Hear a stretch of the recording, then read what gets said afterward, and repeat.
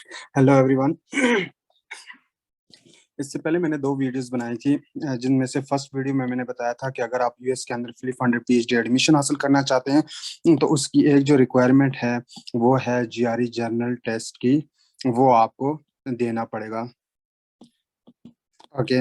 और जो मैंने सेकंड वीडियो बनाई है उसमें मैंने ओवरव्यू दिया था, या आप कह दें कि मैंने इंट्रोडक्शन दिया था कि ये जेआरई जर्नल टेस्ट जो होता है ये होता क्या है और इसके अंदर क्या क्या सेक्शंस होते हैं, क्या क्या चीजें होती हैं। तो लिंक डिस्क्रिप्शन में है, आप ये दोनों वीडियोस जाके वहां पे चेकआउट कर सकते हैं। आज की वीडियो में मैं बात करूंगा कि how to prepare for the GRE general test. Okay. अगर आपने डिसाइड किया है कि आप जीआरई जर्नल टेस्ट देना चाहते हैं तो मैं आपको थोड़ा सा गाइड करूंगा based on my own experience कि आपको फर्स्ट स्टेप यानी कि सबसे पहला काम क्या करना चाहिए जीआरई की प्रिपरेशन के लिए। सेकंड काम, कुछ लोगों के माइंड में होता है कि क्या हमें एकेडमी ज्वाइन करनी चाहिए इसके लिए। तो मैं अपने एक्सपीरियंस के अकॉर्डिंगली आपको गाइड करूंगा जो मैंने किया था, शायद मेरा एक्सपीरियंस आपके लिए हेल्पफुल हो। तो आप उसके बाद शायद आपको इजीली डिसाइड कर सके कि एकेडमी ज्वाइन करनी चाहिए या नहीं। और मटेरियल की मैं बात करूंगा कि कौन सा मटेरियल है और क्या यूज करना चाहिए। और मॉक टेस्ट वगैरह मैं बताऊंगा कि कब आपने मॉक टेस्ट वगैरह देने हैं, और कुछ अपनी एक्सपीरियंस के बेस पे एडवाइस आपके साथ शेयर करूंगा। ओके। इससे पहले मैं उन चीज़ों पे आऊँ जो मैंने अभी बात की है। मैं सबसे पहले एक ओवरव्यू देना चाहता हूँ शॉर्ट सा जीआरई जर्नल के बारे में दोबारा। और सबसे पहले आप ये देखें, जीआरई जर्नल टेस्ट जो होता है इसके अंदर एक एनालिटिकल रीजनिंग का सेक्शन होता है, दूसरा वर्बल का, तीसरा क्वांटिटेटिव रीजनिंग का होता है। एनालिटिकल मीन जो आपका राइटिंग सेक्शन हो गया, वर्बल मीन आपका इंग्लिश वाला पोर्शन हो गया, और क्वांट मीन आपका मैथ वाला सेक्शन हो गया। राइटिंग में आपने दो एसेज लिखने होते हैं 30-30 मिनट के।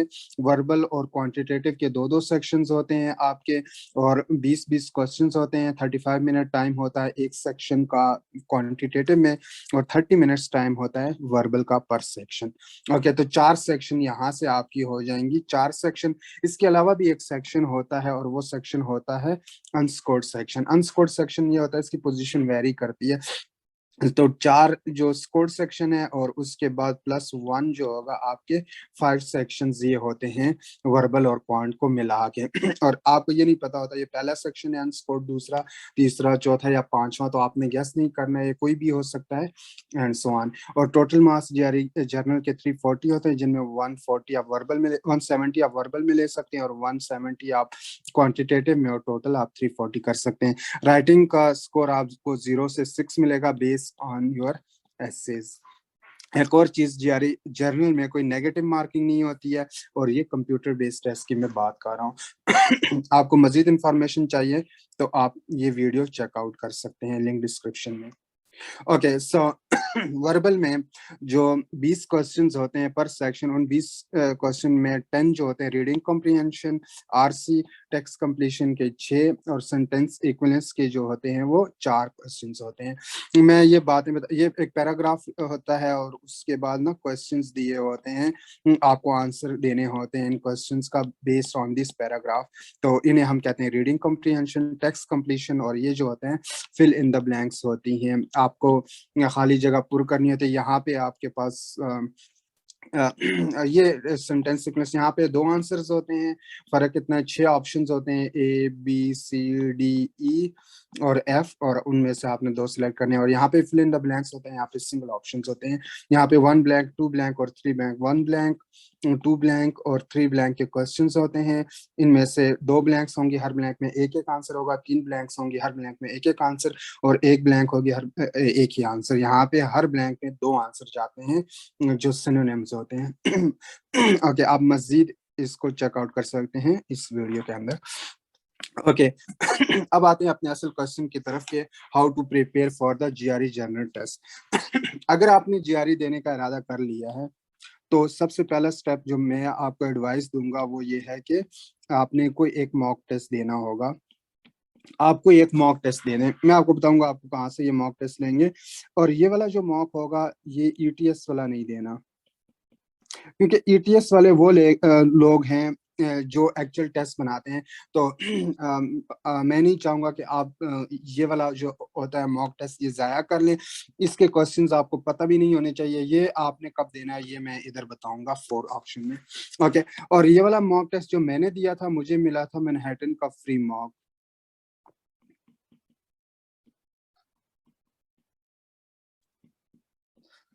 मुझे मैनहट्टन का फ्री मॉक मिला था, कंप्यूटर बेस्ड था, तो मैंने वो दिया था। अच्छा, इसको का मैं क्यों कह रहा हूँ? आपने कोई स्टडी नहीं किया होगा, आपको कुछ भी नहीं पता होगा, आपने सिर्फ मॉक देना, उसका फ़ायदा क्या है? देखें, जीआरई जनरल जो टेस्ट होता है ना, जीआरई जनरल टेस्ट, ये तकरीबन 4 घंटे का टेस्ट होता है, ठीक है? और इसके अंदर 5 वर्बल क्वांट के सेक्शंस होते हैं और प्लस 2 एसेज़ होते हैं, आपके आपने लिखने होते हैं। तो 30-30 मिनट आपके ये होंगे और ऑलमोस्ट 30 मिनट्स आप ये कर लें तो 180 मिनट्स आपके 150 मिनट्स आपके ये हो जाएँगे, ठीक है? तो ऑलमोस्ट 4 आवर का टेस्ट होता है और ये बहुत ही इसके अंदर इन्फॉर्मेशन ज़्यादा होती है। मैंने वीडियो बना के कवर करने की कोशिश की है, लेकिन आपके सारी इन्फॉर्मेशन आपके माइंड में तभी जाएगी जब आप कोई मॉक टेस्ट देंगे। जब आप मॉक टेस्ट देंगे आपको पता चलेगा, अच्छा वर्बल है, वर्बल के अंदर क्या-क्या चीज़ें होती है, रीडिंग कॉम्प्रिहेंशन होता है, टेक्स्ट कंप्लीशन और सेंटेंस फ्रीक्वेंसी होता है। ठीक है, आपको बताया गया ये क्या-क्या चीज़ें हैं, लेकिन जब आप मॉक देंगे तब आपको पता चलेगा कि वाक़ई ये चीज़ें इस तरह की होती हैं। तो सबसे पहला काम मॉक दे दें और मैनहट्टन का फ्री मॉक मिल जाए तो दे दें, और ये कहाँ से मिलेगा ये मैं थोड़ा-सा आपको गाइड करूँगा अभी थोड़ी देर बाद। ओके, सेकंड स्टेप चीज़ आपके माइंड में आएगी कि क्या हमें कोई अकेडमी जॉइन करनी चाहिए इसके लिए या नहीं? तो मैं आपको इसका आंसर हाँ या ना मैं भी नहीं देता। मैं पहले अपना एक्सपीरियंस शेयर करता हूँ, मैंने क्या किया था, और उसके बाद ना आप लोग डिसाइड कीजिए कि आपको वाक़ई कोई अकेडमी जॉइन करनी चाहिए या नहीं करनी चाहिए। देखें, सबसे पहले मैंने क्या काम किया था वो मैं आपको बताता हूँ। Sorry 1 second. अच्छा, मैंने सबसे पहले ये काम किया था ना, मैं फ़ेसबुक पे गया। मैं फ़ेसबुक पे गया, वहाँ से मैंने क्या किया, जीआरई के ग्रुप्स जो है ना, वो सारे के सारे ग्रुप्स सर्च किए और जितने भी मुझे ग्रुप्स मिले, मैं उन सबको जॉइन किया। उन सब ग्रुप्स को जॉइन करने के बाद जो मैंने नेक्स्ट स्टेप किया था ना, वो किया मैंने एक्टिव ग्रुप्स जो है, एक्टिव ग्रुप्स एक्टिव ग्रुप का मतलब ये है कि जिसमें लोग क्वेश्चंस पूछते हैं जीआरई से सिर्फ जीआरई से related, not anything else. GRE journal से रिलेटेड जितने भी क्वेश्चन पूछते थे और जो थे उनको मैंने ना उनमें मैं रहा, बाकियों को मैंने लीव कर दिया। और उन एक्टिव ग्रुप्स में से मैंने देखा एक्टिव लोग जो हैं, एक्टिव पीपल, एक्टिव या आप कह दो कि सीरियस जो लोग हैं ना, उनको उनके साथ मैंने कांटेक्ट किया, मैंने उनके क्वेश्चंस को आंसर करने की कोशिश की, उनसे क्वेश्चंस पूछा, उनसे इनबॉक्स में कम्युनिकेट किया, एक तरह से एक रिलेशन बनाया। उसके बाद ना हमने क्या किया था, करते-करते हमने व्हाट्सएप ग्रुप बना दिया। जो एक्टिव लोग थे, ये हम थे 6 से लेकर 15 पीपल थे, यानी कि 6 से 15 लोगों का हमारा एक एक्टिव ग्रुप बन गया। और उसके बाद जो असल काम था हमारा, ये शुरू हुआ स्काइप सेशंस। मैं ये बताता हूँ इसका फ़ायदा क्या था। स्काइप सेशंस में हमने किया क्या-क्या। आजकल तो ज़ूम भी है, आप ज़ूम सेशंस भी कर सकते हैं। स्काइप सेशन में हम करते क्या थे, सबसे जो इम्पोर्टेंट था ना, ये था वेरी यूज़फुल फॉर वर्बल और स्पेशली रीडिंग कॉम्प्रिहेंशन। अच्छा, हम करते क्या थे, हम स्काइप सेशन में फॉर एग्जांपल हमने एक पैसेज उठा लिया जिसमें रीडिंग कॉम्प्रिहेंशन है। अच्छा, रीडिंग कॉम्प्रिहेंशन का एक क्वेश्चन उठाया, पैरा पैरा उठाया। इस पैसेज में अगर हैं 4 क्वेश्चंस हैं, 4 क्वेश्चंस हैं, तो हमने लगा दिया 6 मिनट टाइमर लगा दिया। 2 मिनट जो थे वो पैसेज के लिए रख दिया और 4 मिनट जो है ना वो क्वेश्चंस के लिए रख दिया, हर मिनट के लिए एक क्वेश्चन। और ये हम क्या करते थे, ये टाइमर लगाते थे, जैसे टाइम आउट हो जाता था हम स्टॉप कर लेते थे और उसके बाद अपने आंसर्स ना सबमिट करते थे। नेक्स्ट स्टेप क्या होता था, फॉर एग्जांपल 1 का मेरा ऑप्शन ए है, 2 का मेरा सी है, 3 का मेरा डी है और 4 का मेरा ऑप्शन ई है। तो अगर मेरा ठीक है तो अब मैंने एक्सप्लेन करना था। ज़रूरी नहीं है कि ये मतलब ठीक मतलब अब मेरा ठीक है ऑप्शन, तो मैं बताऊँगा कि मैंने इस रीज़न की वज़ह से ये ऑप्शन सेलेक्ट किया था। दूसरा बंदा आएगा कि नहीं आपकी रीज़निंग गलत है, ऐसा नहीं है, तो वो हम डिस्कशन करते थे। एट अ टाइम हम जो सेशन करते थे वो 4 से लेकर 8 लोग जो होते थे ऑन एवरेज हमारे हर सेशन में होते थे, और ये हमारा रेगुलर होता था। हम शाम को 10 से लेकर 11 बजे या साढ़े 9 से 11 बजे तक का हमारा डेली होता था, और हम कोई इसको मिस नहीं करते थे, रूटीन में डेली आते थे। और इसमें ये होता था ना, जिन लोगों की इंग्लिश स्ट्रांग थी वो पैसेज को भी, बाज़ पैसेजेस बहुत स्ट्रांग मुश्किल होते हैं, जैसे आर्ट्स के पैसेजेस है ना, तो वो बहुत मुश्किल होते हैं। उनको समझने के लिए जो है ना, जिनकी इंग्लिश स्ट्रांग होती थी वो पैसेज समझाते थे, फिर क्वेश्चन समझाते थे, तो ये बहुत ही अच्छी चीज थी। उसका दूसरा फायदा ये था कि यहाँ पे हम टाइमर के साथ करते थे। जब आप अकेले होते हो ना, आप टाइमर को उतना अच्छी तरह फॉलो नहीं कर सकते, आप मतलब थक जाता है बंदा, अच्छा नहीं लगता इन चीजों को करना अगर आप इंग्लिश स्ट्रांग नहीं है ना। तो फिर जब टाइमर में 5-6 बंदों ने टाइम आउट हो गया तो क्वेश्चन सबमिट करने, तो आपने भी करना है, फिर आपने ना कमेंट्स करने, उन कमेंट्स से आप बहुत सीखते हैं। तो मैंने कोई एकेडमी ज्वाइन नहीं की, मैंने सिर्फ ये मेथड फॉलो किया था, और फॉलो करने के बाद मैंने ये तैयारी कर ली और मेरा वर्बल कवर हो गया था। अब मैं आपको ये भी नहीं कहूंगा एकेडमी ना ज्वाइन करें, मैं आपको ये भी नहीं कहूंगा कि एकेडमी ज्वाइन करें, ये आपका अपना डिसीजन है। मैं ये कहूंगा कि अगर आपको स्टडी पार्टनर मिल जाता है, चाहे आप एकेडमी ज्वाइन करते हैं या नहीं करते हैं, अगर आपको स्टडी पार्टनर मिल जाता है ना, तो ये आपके लिए बहुत यूजफुल होगा, क्योंकि जीआरई एक दिन का काम नहीं है, या 2 दिन या एक हफ्ता आपने पढ़ के जाके टेस्ट दिया, ऐसा नहीं होता। इसके लिए आपको अच्छा खासा पढ़ना पड़ता है, आप मेहनत करनी पड़ती है, और इम्प्रूवमेंट बहुत स्लो होती है बाज़ औक़ात। तो उसके लिए अगर आपको पार्टनर मिल गया ना, तो आपको एक मोटिवेशन मिलेगी, जब आप डिमोटिवेट होंगे उसके साथ डिस्कस करेंगे तो वो आपको दोबारा बूस्ट करेगा। तो अगर आपको स्टडी पार्टनर एक मिल जाता है फिर भी ठीक है, एक से ज्यादा भी मिल जाते हैं तो वेल एंड गुड है। तो ये तरीका था मैंने जो वर्बल का किया था। अगेन इसको कंसिस्टेंसी के साथ करना है, डेली करना है। ये ना हो कि आप एक दिन 4 घंटे करें और आगे 4 दिन बिल्कुल ना करें, ऐसा नहीं है, रेगुलरली करना है। ओके तो ये चीज होगी। अच्छा, नेक्स्ट आते हैं मटेरियल की तरफ। हमने फर्स्ट 2 पॉइंट्स अपने कवर कर लिए, नेक्स्ट आते हैं मटेरियल की तरफ कि आपको कौन सा मटेरियल यूज करना चाहिए। अच्छा, मैंने जो किया था मैं वो पहले गाइड करता हूँ, फिर आप को मैं थोड़ा सा बताऊंगा कि आपको और कौन सा मटेरियल अगर आप करना चाहते हैं तो करें। सबसे पहले मैंने किया था मैनहट्टन 5 LB।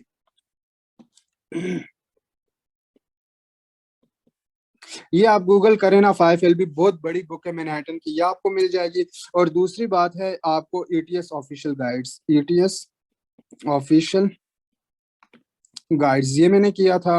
ये ऑफिशियल गाइड्स इनकी 2 होती हैं। और थर्ड पे मैंने जो किया था मगूश किया था, ये भी मैं आपको बताऊंगा, ठीक है।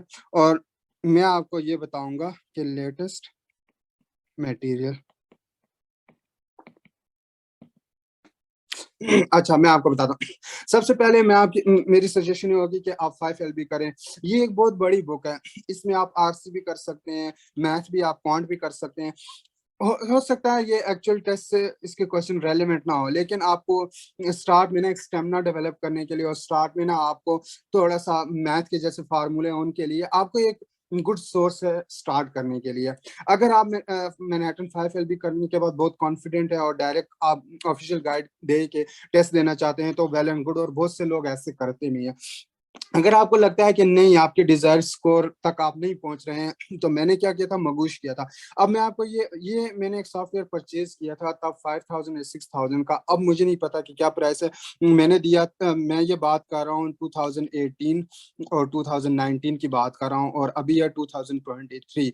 तो अब ये मटेरियल कितना यूजफुल है मुझे नहीं पता, मैंने कोई लेटेस्ट रिसर्च नहीं की इसके बारे में, और ये कितने का है प्राइस वो भी मुझे नहीं पता। तो आप ये देते हैं या नहीं देते मुझे नहीं पता, लेकिन आप ये काम करें कि आप लेटेस्ट मटेरियल की तरफ जाएं। आपको कैसे पता चलेगा कि लेटेस्ट मटेरियल कौन सा है?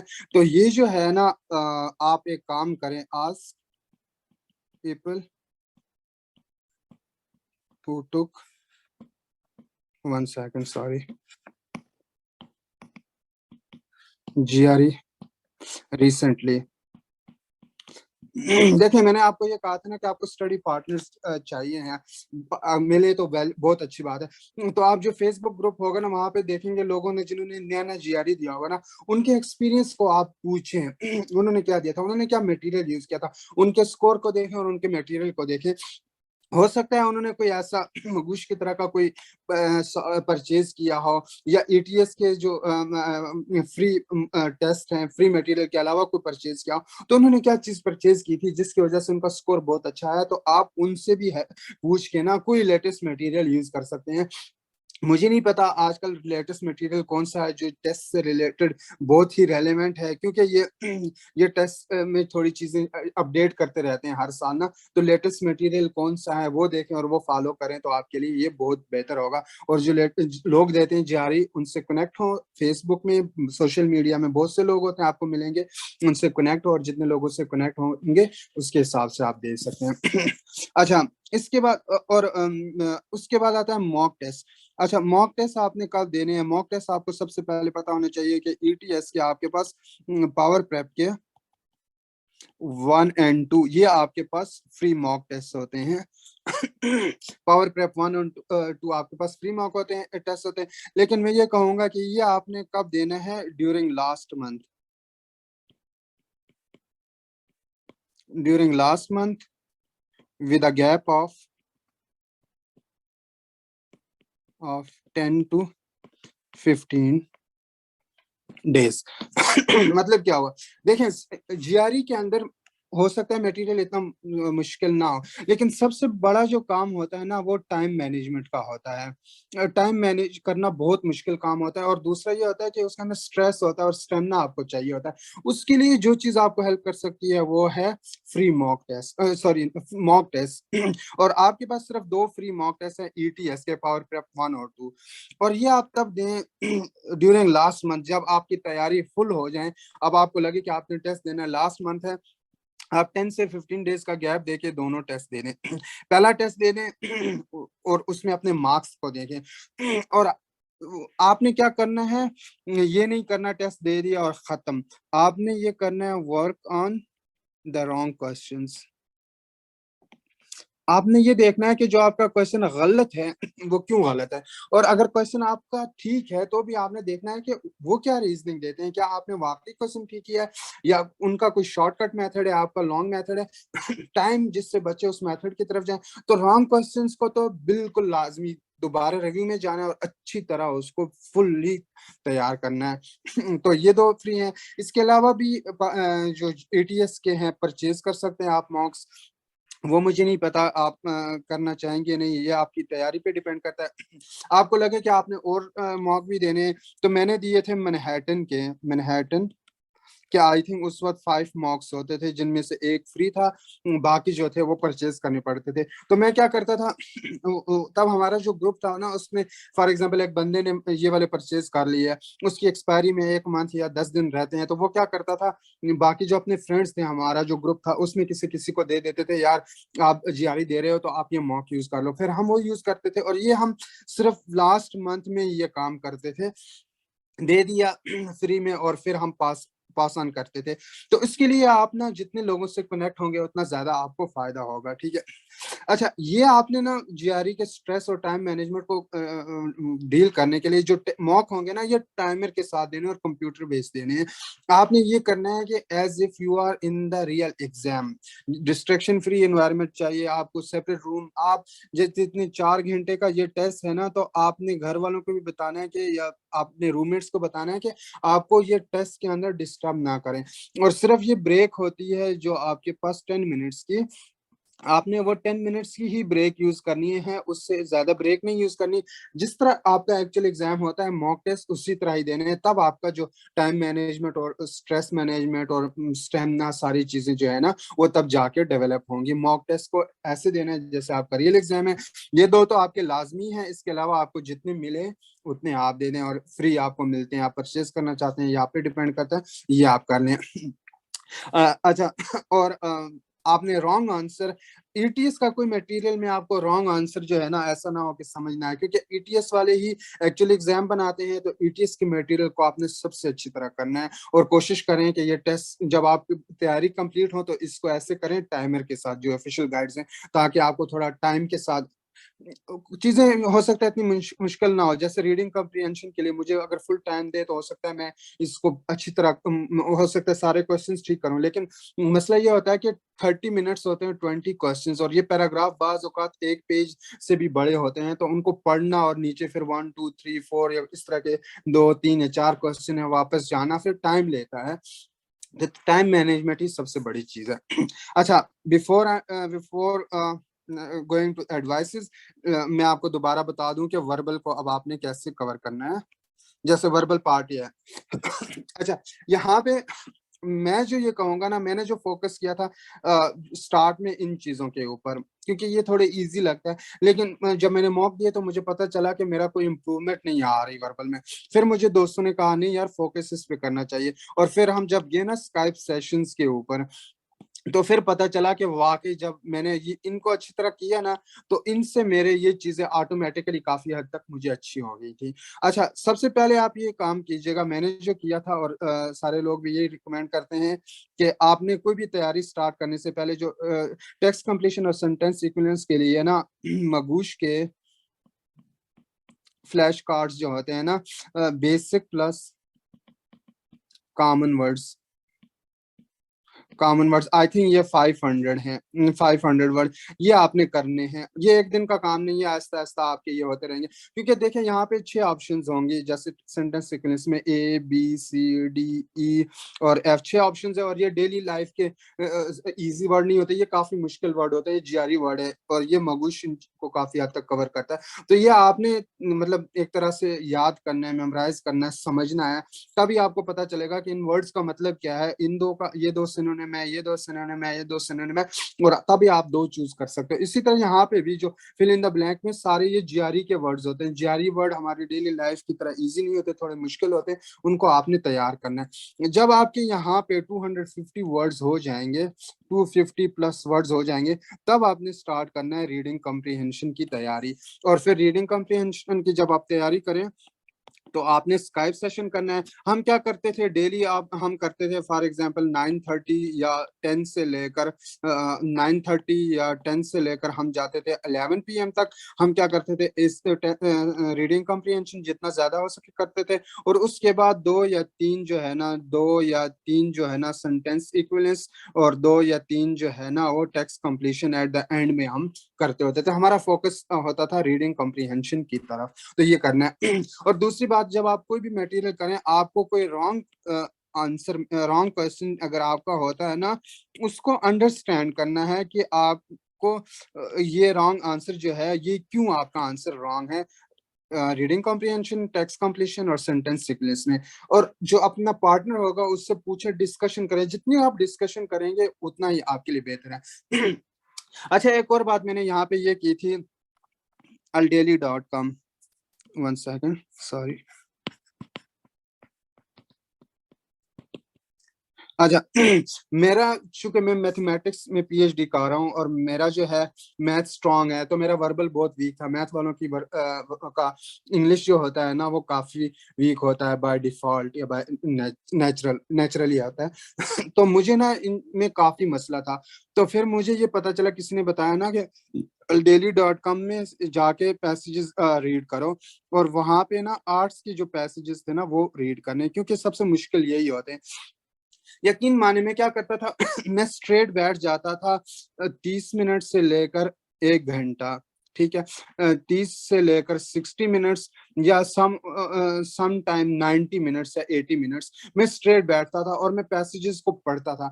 और ये जो पैसेजेस मैं पढ़ता था ना, ये मैं फुल स्पीड के साथ पढ़ता था। ये जो मैं पढ़ता था ना, ये मैं full speed as if I am taking GRE exam, यानी कि मैं ऐसे पढ़ता था जैसे मैं जीआरई एग्जाम में रीडिंग कॉम्प्रिहेंशन पढ़ रहा हूँ फुल स्पीड के साथ, और मैंने टाइमर लगाया था। और मुझे कुछ भी समझ नहीं आती थी स्टार्ट में ना, ऐसे पैसेजेस से मुझे समझ नहीं आती थी, अंडरस्टैंडिंग मेरी जीरो थी, लेकिन मैं फिर भी पढ़ता था। और मैं कंटिन्यूसली 30 मिनट, 60 मिनट्स या 90 मिनट्स तक सिर्फ मैं बैठ के पूरा पैसेज पढ़ता था, और फुल स्पीड से। उसका मेरा फ़ायदा ये हुआ कि स्टैमिना मेरा डेवलप हुआ। स्टैमिना का मतलब ये है कि मुझे जो सबसे पहले प्रॉब्लम होता था ना, मैं 30 मिनट बैठ ही नहीं सकता था वर्बल करने के लिए। मैं जब 2-3 क्वेश्चन करता था, मुझे उलझन होती थी, मेरा इतना वीक था इंग्लिश पार्ट। तो जब मैंने ये काम किया डेली.com में आर्ट्स के सबसे गंदे पैसेजेस पढ़ना स्टार्ट किया ना, तो मेरा स्टैमिना डेवलप हुआ। अब जब मेरा स्टैमिना डेवलप हुआ तो मुझे जब पैसेजेस करते थे, तो मुझे पैसेजेस पढ़ने में दिक्कत या मुश्किल नहीं आती थी। जब मुझे ये आने लगी और जब ये वाले मैं इतने मुश्किल पैसेजेस पढ़ता था, तो यहाँ के पैसेजेस मुझे एक्चुअल पैसेजेस एग्ज़ाम के ईज़ी लगने लगे, समझ आने लगे। फिर मुझे क्वेश्चंस जो थे ना, वो भी समझ आने लगे और मैं आंसर की तरफ जाने के काबिल हुआ और इ इस तरह जो है ना, मैंने काफ़ी हद तक इम्प्रूवमेंट की। अगेन फ़ोकस मेरा रीडिंग कम्प्रीहेंशन था और उसके अलावा मैं टाइम निकाल के सेंटेंस सीक्वेंस और टेक्स्ट कंप्लीशन की तरफ जाता था और ये वर्ड्स मैं कोशिश करता था। 500 से तो मैंने बहुत ज़्यादा किए थे, अराउंड 800 या 1000, क्योंकि मेरा इंग्लिश बहुत वीक था, तो ये मैंने किए थे। एक और काम, जब आप ये वर्ड्स करेंगे ना, तो ये इंग्लिश टू इंग्लिश करना है और ये गूगल से इसके मीनिंग नहीं याद करने हैं, क्योंकि गूगल से आप जब मीनिंग तैयार करेंगे, हो सकता है वो डिफरेंट मीनिंग दे, टेक्सचुअल मीनिंग या कोई डिफरेंट दे। जो जीआरई में मीनिंग यूज़ होता है, वो मगूश फ्लैश कार्ड उस वक़्त अच्छे थे। ये आपको मगूश के फ्लैश कार्ड्स जो है ना, आपको एंड्रॉयड फ़ोन है तो आपको प्ले स्टोर में मिलेंगे और अगर आईफ़ोन है तो आई थिंक उसमें भी मिल जाएँगे, ऐप स्टोर से भी आपको ईज़िली मिल जाएँगे ये चीज़ें। आजकल लोग क्या मगूश करते हैं या कोई और मटेरियल करते हैं, आप लोग ये फिर जो लेटेस्ट लोग जीआरई देते हैं, उनसे आप पूछ सकते हैं। तो वर्बल का मैंने ऐसे किया था, मेरा वर्बल फिर हो गया था। अच्छा, नेक्स्ट आते हैं क्वांटिटेटिव के लिए। क्वांट के लिए मैंने क्या-क्या किया था, मैं आपको ये बताता हूँ। क्वांट के लिए मैंने सबसे पहला काम किया था Manhattan 5 LB. Okay, 1 second. Even ये कि मैं मैथ में पीएचडी कर रहा हूँ, मैंने मैथ में मास्टर किया था, फिर भी मैंने 5 एलबी किया था। 5 एलबी बहुत अच्छी बुक है और ये बहुत चीज़ें कवर करता है। उसके बाद मैंने ईटीएस की ऑफिशियल गाइड्स ओजी, जो दोनों ऑफिशियल गाइड्स थी, ये मैंने कर लिया और इसके बाद मेरा क्वांट कवर हो गया था। अगर आपको लगता है कि आपका कवर नहीं होता इन दोनों चीज़ों को करने के, तो फिर आप जाएँ कोई लेटेस्ट मटेरियल आप देख लें और लेटेस्ट मटेरियल अगेन जो जिन लोगों ने लेटेस्ट जीआरई दिया, उनसे आप डिस्कस कर लें कौन सा यूज़ करना है। अदरवाइज़ होपफुली इन 2 से शायद आपका कवर हो जाए। क्वांट में एक चीज़ याद रखनी है, सबसे मुश्किल काम जो होता है वो डेटा एनालिसिस के क्वेश्चंस जो होते हैं ना, सबसे मुश्किल होते हैं। सबसे मुश्किल काम होता है टाइम मैनेजमेंट, टाइम का। 35 मिनट्स और 20 क्वेश्चन, टाइम बहुत कम होता है और ख़ासकर अगर एक वर्ड प्रॉब्लम है, प्रॉब्लम्स जो वर्ड प्रॉब्लम्स है ना, ये बहुत टाइम लेते हैं, तो उनको करने के लिए आपको टाइम चाहिए होता है और टाइम बहुत कम होता है। इसलिए जब आप टेस्ट दे दें, तो आप कोशिश करें जो ईज़ी क्वेश्चंस हैं ना, उनको पहले कर लें, ईज़ी क्वेश्चंस को जल्दी-जल्दी खत्म कर लें, फिर मीडियम की तरफ जाएँ, क्योंकि आप स्किप कर सकते हैं, मीडियम कर लें और जो हार्ड क्वेश्चन है ना, उनको एंड पे रख लें, क्योंकि उन पे टाइम लगा। जिन क्वेश्चन को बिल्कुल नहीं आता, अगर आपके पास टाइम नहीं है, तो फिर आप उस पे तुक्का लगा दें, क्योंकि आपके पास कोई नेगेटिव मार्किंग जो है, वो नहीं है, तो आप ऐसे इसको कवर कर सकते हैं। ठीक है। और डेटा एनालिसिस के जैसे कि मैंने लास्ट वीडियो में बताया था, जो इंट्रोडक्शन टू जीआरई था, ओवरव्यू ऑफ जीआरई, ये डेटा एनालिसिस में बेसिकली एलिमेंट्री स्टैटिस्टिक का होल कोर्स है और इसमें वर्ड प्रॉब्लम और ये जो ग्राफ्स होते हैं ना, चार्ट्स वगैरह, ये थोड़े टाइम टेकिंग होते हैं और इसलिए यहाँ पे आपके मार्क्स ज़्यादा कटते हैं और थोड़ा मुश्किल ये वाला पोर्शन होता है। अच्छा, इसके बाद जो एनालिटिकल रीजनिंग है, जो राइटिंग वाला है, ये बहुत ईज़ी काम है। इसमें इश्यू टास्क और आर्गुमेंट टास्क की आपको बहुत सारा एक पूल मिलेगा। आईटीएस ऑफिशियल गाइड्स में बहुत सारे टास्क होंगे और एग्ज़ाम में भी उन्हीं की तरह का टास्क होगा, तो आप इसकी प्रैक्टिस कर सकते हैं। इसकी प्रैक्टिस जो मैंने की थी, सिंपल तरीका ये था कि एमएस वर्ड जो है ना, ऑफ़िस में एमएस वर्ड की फ़ाइल ओपन करें और इसको ओपन करने के बाद जो स्पेल और ग्रामेटिक चेक है, ग्रामेटिक चेक जो है ना, उसको आप ऑफ कर लें और ऑफ करने के बाद आप टाइमर लगा दें 30 मिनट्स का। आप 30 मिनट्स के अंदर टाइमर लगा के टाइपिंग शुरू कर लें। जो कीबोर्ड है कंप्यूटर का उसको यूज करें, क्योंकि आपके पास एग्जाम में कंप्यूटर का कीबोर्ड होगा, तो आप लैपटॉप से ना करें तो बेहतर है, क्योंकि आप कीबोर्ड जो कंप्यूटर वाले कीबोर्ड है उससे यूज टू होंगे तो एग्जाम में आपको प्रॉब्लम नहीं होगा। दूसरा, आपको 30 मिनट्स में आपने जो बॉडी पैराग्राफ, इंट्रोडक्शन और अपनी रीजनिंग वगैरह जो भी देनी है उसकी प्रैक्टिस करें। और स्पेल और ग्रामेटिक चेक शायद उतना इम्पोर्टेंट ना हो, ये मार्क्स ना भी काटते हो, लेकिन आपकी कोई रिपीटेड मिस्टेक्स हैं तो आप उस पे उस 5, 10 या 15 पैसे यहाँ से और यहाँ से करने के बाद आपको पता चल जाएगा कि कौन सी रिपीटेड मिस्टेक है, उसको आप अवॉइड कर सकते हैं। इसके अलावा आपके पास जो एग्जाम्पल है एक इशू टास्क और आर्गुमेंट टास्क का एटीएस ऑफिशियल गाइड में, जिसमें रिस्पॉन्सेज दिए हुए हैं, ऐसे जिसका स्कोर 6 हो, ऐसे जिसका स्कोर 5 हो, तो ये ऑफिशियल गाइड गूगल से लेके आप वहां से देख सकते हैं।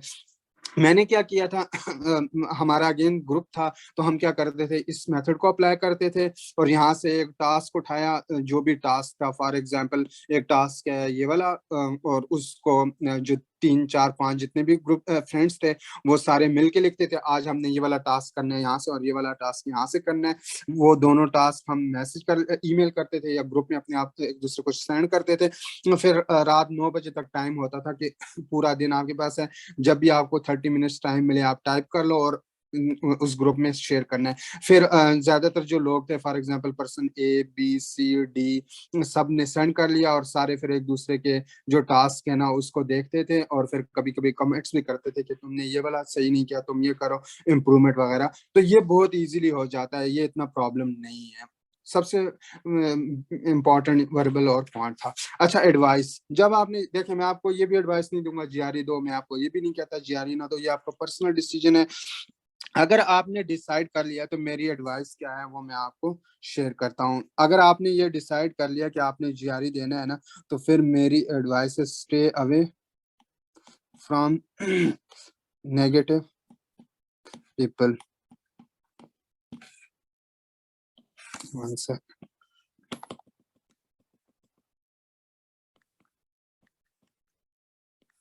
ओके, मैं इसकी एग्जांपल, मैं आपको ये क्यों कह रहा हूँ कि stay away from negative people.